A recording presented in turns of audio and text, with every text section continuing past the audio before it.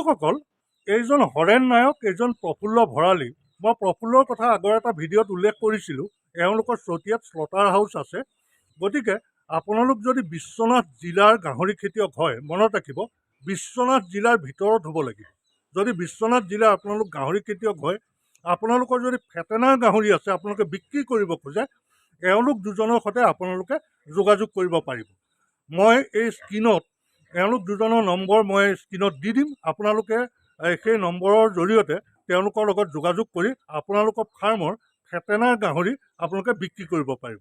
আজি মোৰ ফাৰ্মৰ এটা ফেটেনাৰ গাহৰি এওঁলোকে ক্ৰয় কৰিছে। নমস্কাৰ বন্ধুসকল, মই সিদ্ধাৰ্থ শংকৰ কলিতা আৰু এটা নতুন ভিডিঅ' লৈ মই মোৰ চেনেল সিদ্ধাৰ্থ শংকৰ কলিতালৈ আপোনালোকক আদৰণি জনাইছোঁ। বন্ধুসকল, আজি উৰুকা, কাইলৈ গৰু বিহু, অৰ্থাৎ কাইলৈৰ পৰা আমাৰ বাপতি সাহোন ৰঙালী বিহু আৰম্ভণি। গতিকে মই এই সুযোগতে মোৰ সমূহ ভিউৱাৰ আৰু ছাবস্ক্ৰাইবাৰক মই ৰঙালী বিহুৰ ওলগ আৰু আন্তৰিক শুভকামনা জ্ঞাপন কৰিছোঁ। বন্ধুসকল, এই ৰঙালী বিহুৰ বতৰত গাহৰি মাংসৰ দাম বাৰু বাঢ়িছে নেকি আপোনালোকৰ অঞ্চলত, বা লাইভ ৱেটৰ দাম বাঢ়িছে নেকি আপোনালোকৰ অঞ্চলত? কমেণ্ট কৰি জনাবচোন। আমাৰ ইয়াত অৱশ্যে এই একেই আছে, 220 টকা এই লাইভ ৱেটৰ ৰেট চলি আছে। আজি মই গাহৰি বিক্ৰী কৰিছিলোঁ, আমাৰ ফাৰ্মৰ গাহৰি। গতিকে 220 টকা দৰতে 1 কুইণ্টেল গাহৰি এটা 22,000 টকা দি কিনি নিছে। গতিকে এনেধৰণে আমাৰ এইফালে চলি আছে। আপোনালোকৰ ফালে বিহু বুলি আচলতে মূল্যৰ কিবা তাৰতম্য ঘটিছে নেকি, উঠিছে নেকি দামটো ওপৰলৈ? গতিকে এই সম্পৰ্কে মোক কমেণ্ট কৰি জনাবচোন। বন্ধুসকল, কাইলৈ যিহেতু বিহু, গতিকে আজি সাংঘাতিক ধৰণে ব্যস্ত থাকিবলগীয়া হ'ল। ফাৰ্মত দানাও নাছিল, দানা আনিবলগীয়া হ'ল, ইত্যাদি বহু কামত ব্যস্ত থাকিবলগীয়া হোৱাৰ কাৰণে আচলতে দুপৰীয়া আজি ভিডিঅ' বনাব পৰা নগ'ল। সেয়ে এতিয়া অকণমান সময় পাই মই ভাবিলোঁ যে আজি সংবিধান শিতানৰ 5টা প্ৰশ্ন আপোনালোকলৈ আগবঢ়াওঁ। গতিকে বলক বন্ধুসকল, এতিয়া আমি সংবিধান শিতানলৈ আগবাঢ়িছোঁ। আজি সংবিধান শিতানৰ প্ৰথম প্ৰশ্নটো লৈছোঁ, কৰিছে কৃষ্ণমণি গগৈ। তেখেতে লিখিছে, দাদা, গাহৰিক শুকান দানা খোৱালে ভালনে পানী মিহলাই খোৱালে সোনকালে ডাঙৰ হয়? জনাবচোন। আৰু কাহ হ'লে কি দৰৱ খুৱাব লাগিব? গগৈ ডাঙৰীয়া, আপুনি শুকান দানা মানে আচলতে কমাৰ্চিয়েল ফিডৰ কথা ক'ব খুজিছে নেকি? গডৰেজ, ডি হিউজ ইত্যাদি এনেধৰণৰ কমাৰ্চিয়েল ফিডৰ কথা ক'ব খুজিছে নেকি? মই অৱশ্যে কমাৰ্চিয়েল ফিড ইউজ কৰোঁ। মই কেতিয়াও তিয়াই নোখুৱাওঁ, মই শুকানেই দানা খুৱাওঁ। আৰু ঘৰত যদি তৈয়াৰ কৰিও আপুনি আচলতে ফিড তৈয়াৰ কৰে, ড্ৰাইকেও আপুনি খুৱাব পাৰে। ড্ৰাইকে খোৱালে আচলতে ভাল। ড্ৰাইকে খোৱালে এইকাৰণেই ভাল বুলি মই কওঁ, আচলতে ড্ৰাইকে খোৱালে লেতেৰা কম হয় আৰু বীজাণুৰ আক্ৰমণটো কমকৈ কৰে। কিন্তু আপুনি সিজাইও দানা খুৱাব পাৰে, সেইটো খোৱালেও হেৰি নহয়, বেয়া নহয়।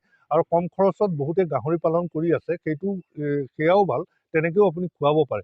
কিন্তু মই যিহেতু ড্ৰাই ফিড খুৱাওঁ, ড্ৰাই ফিড খোৱালে আচলতে মই ভাল ৰিজাল্ট পাইছোঁ। ড্ৰাই ফিডত মই সোনকালে ডাঙৰ কৰিছোঁ গাহৰি। মই আচলতে আগতেও যেতিয়া মই ঘৰুৱাভাৱে দানা প্ৰস্তুত কৰিছিলোঁ, তেতিয়াও মই ড্ৰাই ফিডেই ব্যৱহাৰ কৰিছিলোঁ। মই আচলতে সিজাই দানা খুওৱা নাছিলোঁ।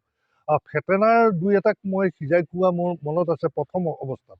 তাৰ পিছলৈ মই আচলতে ফেটেনাৰকো ড্ৰাই ফিডেই দিছিলোঁ। গতিকে আপুনিও ড্ৰাই ফিডেই ব্যৱহাৰ কৰক। ড্ৰাই ফিড ব্যৱহাৰ কৰিলে আচলতে গাহৰি গঁৰালত বীজাণুৰ আক্ৰমণটো অলপ কম হয়।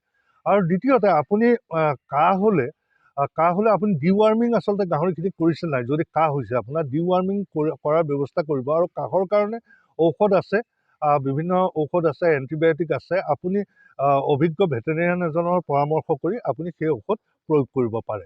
এইবাৰৰ প্ৰশ্নটো লৈছোঁ, কৰিছে প্ৰকাশ সোণোৱাল। তেখেতে লিখিছে, দাদা, এটা 2.5 মহীয়া পোৱালিক পেলুৰ দৰৱ আৰু লিভাৰৰ দৰৱ কিমান পৰিমাণে দিব লাগে? সোণোৱাল ডাঙৰীয়া, এটা 2.5 মহীয়া পোৱালি আপুনি ৱেটটো পোৱাহেঁতেন মোৰ আৰু বেছি ভাল আছিলে। যদি এটা 2.5 মহীয়া পোৱালি হয়, তেতিয়াহ'লে আপুনি পেলুৰ দৰৱ 2.5 ml আপুনি দিব পাৰে, আৰু লিভাৰৰ দৰৱ আপুনি 5 ml দিব পাৰে।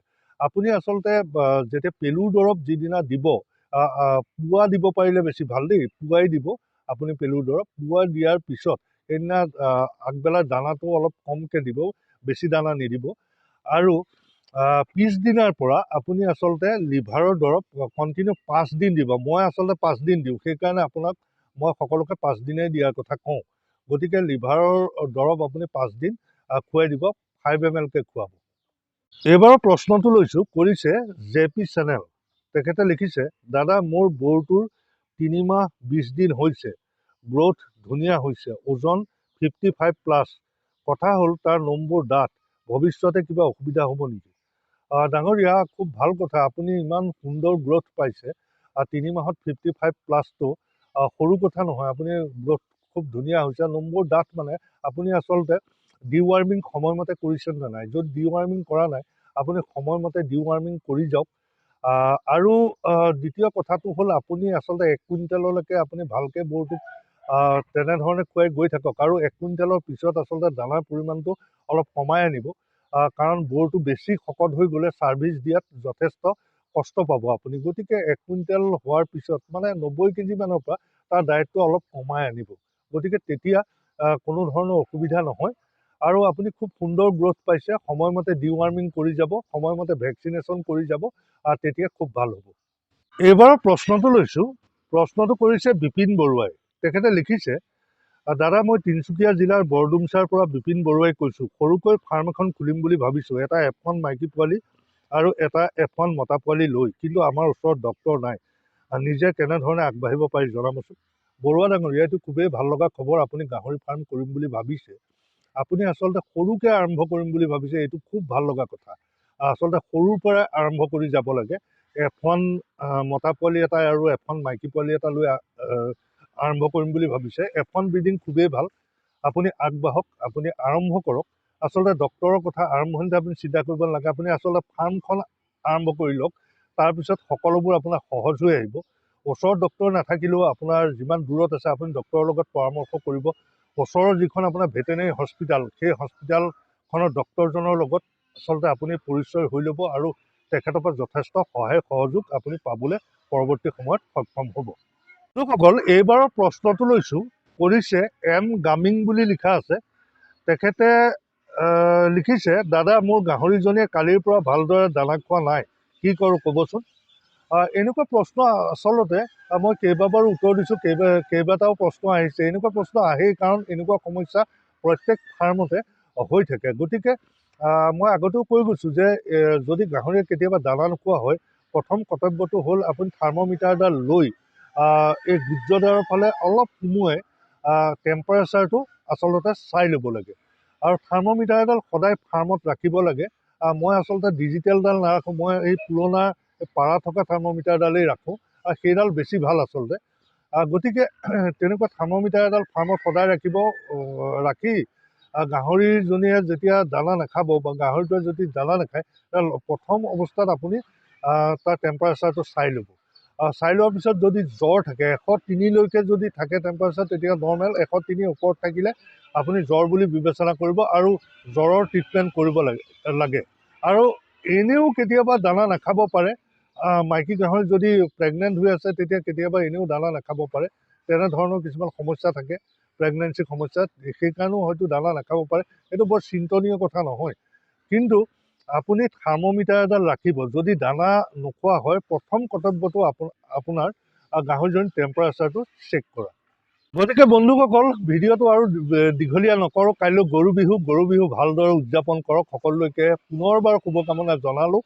আৰু ভিডিঅ'টো চাই কেনেকুৱা পালে কমেণ্ট কৰি জনাবচোন। আৰু যদি ভাল পালে লাইক, কমেণ্ট, শ্বেয়াৰ আৰু ছাবস্ক্ৰাইব কৰিবলৈ নাপাহৰিব। আৰু এটা নতুন ভিডিঅ' লৈ আকৌ আপোনালোকৰ ওচৰলৈ আহিম। ধন্যবাদ।